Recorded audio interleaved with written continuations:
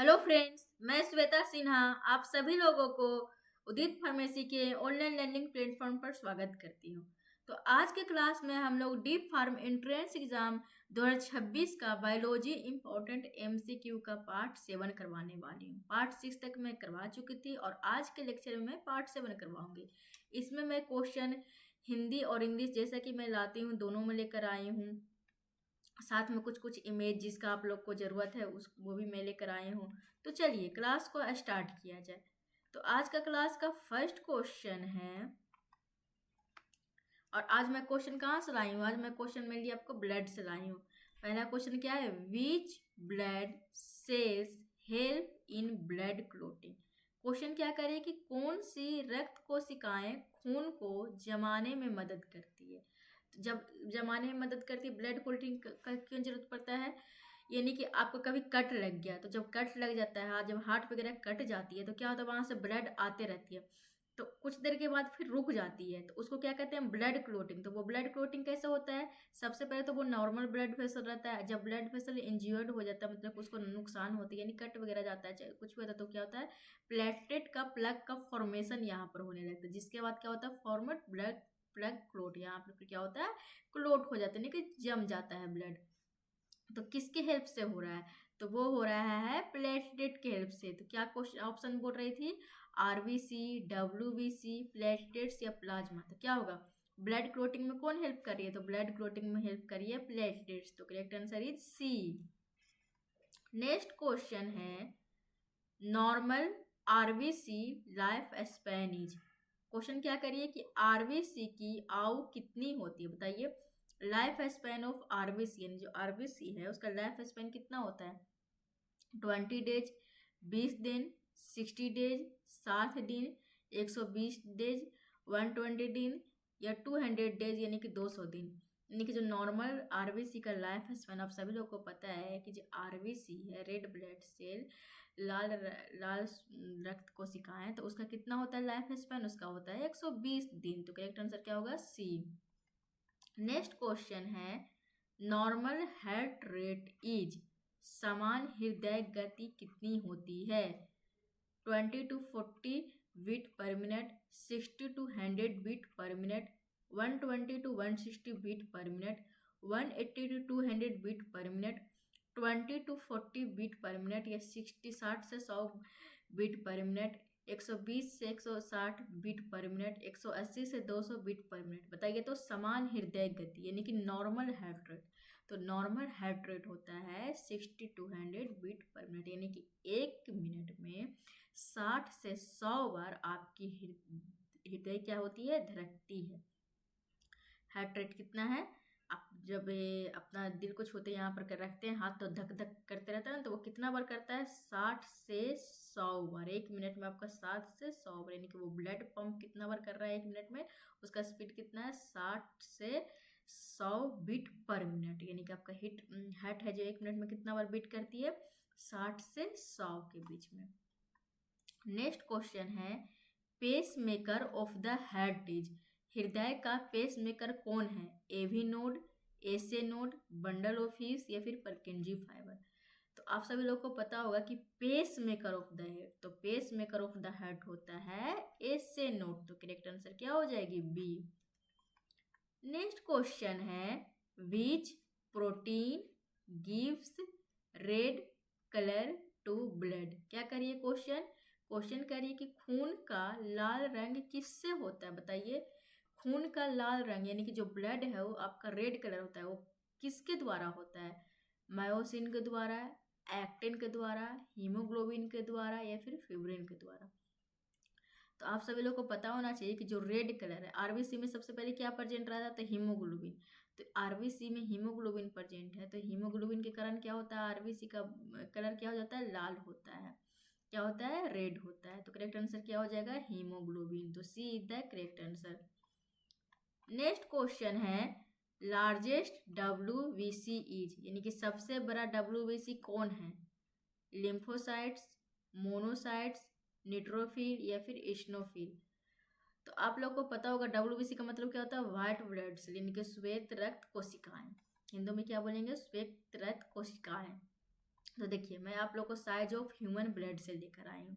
तो आप लोगों को पता है कि क्या होता है, ब्लड सेल में इरिथ्रोसाइट्स होता है यानी कि आरबीसी, जिसका साइज क्या होता है 6.5 से 8 माइक्रोमीटर। फिर क्या है लिकोसाइट्स, जिसको डब्ल्यूबीसी बोलते हैं। तो ये क्या है न्यूट्रोफिल, डब्ल्यूबीसी में क्या क्या आता है, एग्रेनुलोसाइट्स आता है और ग्रेनुलोसाइट्स। उसमें क्या है न्यूट्रोफिल्स है, इशनोफिल्स है, वेसोफिल्स है, लिम्फोसाइट्स और मोनोसाइट्स है। तो न्यूट्रोफिल्स क्या होता है, सबसे बड़ा होता है और सबसे ज़्यादा कौन रहता है, न्यूट्रोफिल रहता है, जिसको 60 से 70% रहता है। इशनोफिल कितना रहता है, 2 से 4%। वेसोफिल्स कितना है, 0 से 1%। फिर लिम्फोसिट कितना होता है, 25%। मोनोसाइट्स कितना होता है आपका 5%। प्लेटलेट्स कितना होता है, 2 से 4 माइक्रोमीटर। तो क्या कर रहा था कि लार्जेस्ट डब्ल्यूबीसी यहाँ पूछ रहा है कि नहीं कि लार्जेस्ट डब्ल्यूबीसी। तो लार्जेस्ट मतलब कि सबसे बड़ा इसमें डब्ल्यूबीसी कौन होती है। यहाँ पर साइज देखिए, सबसे बड़ा डब्ल्यूबीसी किसका साइज का था, तो सबसे बड़ा आपका है मोनोसाइट्स का, यानी कि 12 से 20 माइक्रोमीटर। तो लार्जेस्ट में क्या हो जाएगा, monocytes. B is the correct answer. अब पूछा जाता है आपको कि सबसे ज्यादा कौन सी डब्ल्यूबीसी प्रेजेंट रहती है, तो आप क्या बोलते हैं, तब आप बोलते हैं न्यूट्रोफिल्स। क्या बोलते हैं, न्यूट्रोफिल्स, क्योंकि न्यूट्रोफिल्स कितना प्रेजेंट है, 60 से 70%। कितना है, 60 से 70। तो यहाँ पर होता है फिर न्यूट्रोफिल्स। लेकिन यहाँ क्वेश्चन क्या कहा गया था, लार्जेस्ट डब्ल्यूबीसी, यानी कि सबसे बड़ा डब्ल्यूबीसी कौन है, तो कौन है, मोनोसाइट्स। नेक्स्ट क्वेश्चन है, which blood group is universal donor, यानी कि यूनिवर्सल डोनर कौन सा ब्लड ग्रुप बताइए। तो यूनिवर्सल डोनर का मतलब क्या होगा, यूनिवर्सल डोनर का मतलब होगा कि वो दानी है, यानी कि जैसे कौन थे, दानवीर कर्ण के नाम सुने होंगे महाभारत में। वो कुछ भी था वो दान करते थे, तो उससे कुछ भी दान कोई मांगता था वो दान करता था। वैसे यूनिवर्सल डोनर आपके ब्लड ग्रुप कौन सा सब ब्लड ग्रुप है जो यूनिवर्सल डोनर, यानी कि वो सबको दान दे सकता है, यानी सबको वो अपना ब्लड डोनेट कर सकता है। कौन है, A positive, B positive, A B positive या फिर ओ नेगेटिव। तो बताइए blood group donor and receptible क्या है, ब्लड ग्रुप ए पॉजिटिव क्या होता है, ए डोनेट किसको कर सकता है, सिर्फ अपने, या तो ए बी को कर सकता है या फिर ए को कर सकता है। ओ किसको कर सकता है, वो सबको कर सकता है। और रिसीव किससे करता है, ओ पॉजिटिव या फिर ओ नेगेटिव से। सिर्फ इसको ओ पॉजिटिव किसको नहीं कर सकता है, ओ नेगेटिव को नहीं कर सकता, लेकिन ओ नेगेटिव क्या कर सकता है, सबको कर सकता है ब्लड डोनेट, एवरीवन। लेकिन सिर्फ रिसीव किससे करेगा, ओ नेगेटिव से, यानी कि सबको ब्लड दे सकता है, लेकिन इसको सिर्फ कौन ब्लड दे सकता है, ओ नेगेटिव ही दे सकता है बस। अगर इसको कुछ होगा तो इसको सब नहीं आएगा देखने के लिए, सिर्फ ओ नेगेटिव ही इसको ब्लड दे सकता है। लेकिन किसी को भी हो गया तो सबके पास जा सकता है और सबके ब्लड दे सकता है। तो यहाँ पर क्या कह रहा था क्वेश्चन कि यूनिवर्सल डोनर, तो यूनिवर्सल डोनर कौन है, ओ नेगेटिव। तो D is the correct answer. भाई हम पूछ लेते हैं क्या, यूनिवर्सल रिसिपिएंट, यानी कि सबसे वो ब्लड ले सकता है। तो क्या बोलते हैं आप, A B positive. A B positive क्या होता है, वो सबसे ब्लड ले सकता है, लेकिन सिर्फ देगा किसको, सिर्फ वो देगा ए बी पॉजिटिव को। नेक्स्ट क्वेश्चन है, heart sound love is produced by, love हृदय ध्वनि किससे बनती है बताइए। आपके हार्ट साउंड दो गो होते हैं, एगो लव होता है और एगो डब होता है। तो देखिए लव डब कब होती है, लव होती है क्लोजिंग ऑफ एवी वाल्व, जब एवी वाल्व जब आपका क्लोज होता है, यहाँ पर एवी वाल्व जब क्लोज होता है तब कब कब क्या प्रोड्यूस होगा, लव। और डब क्या होगा, क्लोजिंग ऑफ सेबुलर भाव एट एंड ऑफ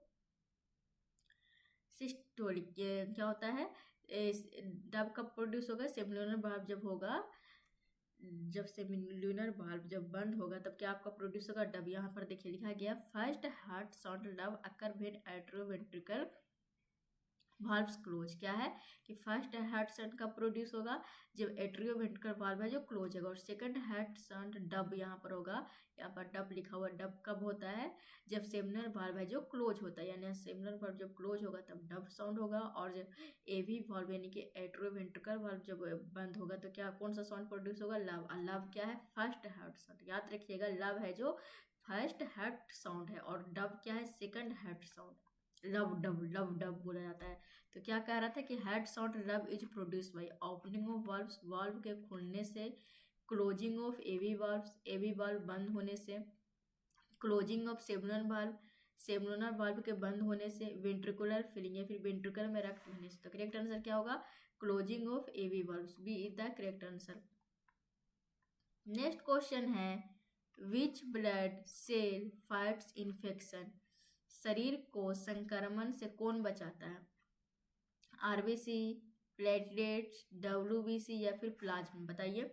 सबसे इजी क्वेश्चन है, आप लोग को पता होगा कि ब्लड सेल को फाइट इन्फेक्शन से कौन बचा रहा है, यानी कि शरीर को संक्रमण से कौन बचाता था, वो होती है WBC, C the correct answer.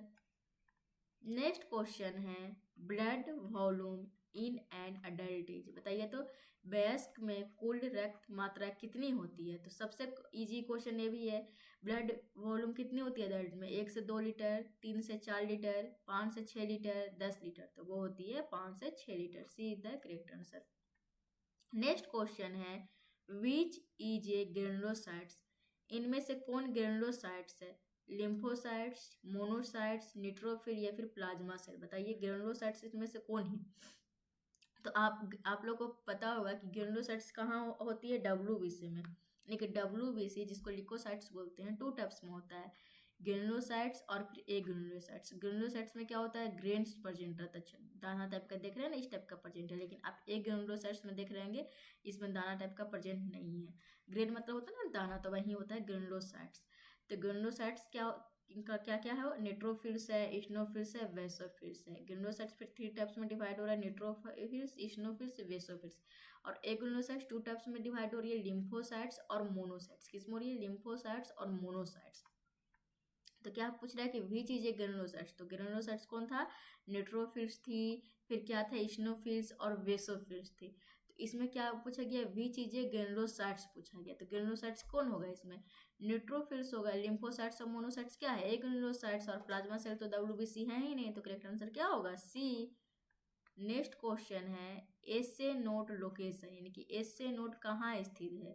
Right atrium में, दाहिना एट्रियम में, लेफ्ट एट्रियम में, बाया एट्रियम में, राइट वेंट्रिकल में, दाहिना वेंट्रिकल में या फिर अरोटा में? तो एसे नोट कहाँ लोकेटेड है, बताइए। तो एसे नोट आप लोग को देख रहे होंगे, एसे नोट यहाँ पर लोकेटेड है, तो ये कहाँ क्या है? इसको क्या बोलेंगे? इसको हम लोग बोलेंगे राइट एट्रियम। क्या बोलेंगे? राइट एट्रियम हो गया, ये लेफ्ट एट्रियम है, फिर नीचे क्या है? राइट वेंट्रिकल है, और फिर क्या है? लेफ्ट वेंट्रिकल है। तो अपर अपर पार्ट ऑफ राइट क्या होगा? राइट एट्रियम होगा। तो करेक्ट आंसर क्या होगा? तो करेक्ट आंसर होगा ए, राइट एट्रियम। नेक्स्ट क्वेश्चन है ऑक्सीजनेटेड ब्लड फ्लोस इन, क्या करिए कि ऑक्सीजन युक्त रक्त कहाँ बहता है? प्रिलिमिनरी आर्टरी में, प्रिलिमिनरी वेन में, वेना कावा में या फिर राइट एट्रियम में? क्या कह रही थी कि ऑक्सीजनेटेड, यानी कि ऑक्सीजन युक्त रक्त कहाँ बहता है? तो आप लोगों को पता होगा प्रिलिमिनरी आर्टरी और प्रिलिमिनरी वेन। तो प्रिलिमिनरी आर्टरी में क्या होती है? कैरी ऑक्सीजन पुअर ब्लड, क्या होती है कि ऑक्सीजन पुअर, यानी कि डीऑक्सीजनेटेड ब्लड। और आप लोग को पता है कि आर्टरी में मेनली क्या होता है? ऑक्सीजनेटेड ब्लड फ्लो होती है, और वेन में क्या होती है? Deoxygenated blood. यहाँ लेकिन यहाँ पर एक्सेप्शन है क्या? प्रिलिमिनरी आर्टरी और प्रिलिमिनरी वेन। प्रिलिमिनरी आर्टरी में क्या होता है? डीऑक्सीजनेटेड ब्लड होती है, और प्रिलिमिनरी वेन में क्या होती है? ऑक्सीजनेटेड ब्लड होती है। तो करेक्ट आंसर क्या होगा? क्या कह रहा है कि ऑक्सीजनेटेड ब्लड फ्लोस इन, तो करेक्ट आंसर क्या होगा? प्रिलिमिनरी वेन, तो B is the correct answer. तो चलिए आज के क्लास के लिए इतना ही था, अब हम मिलते हैं नेक्स्ट पार्ट में, यानी कि पार्ट 8 में।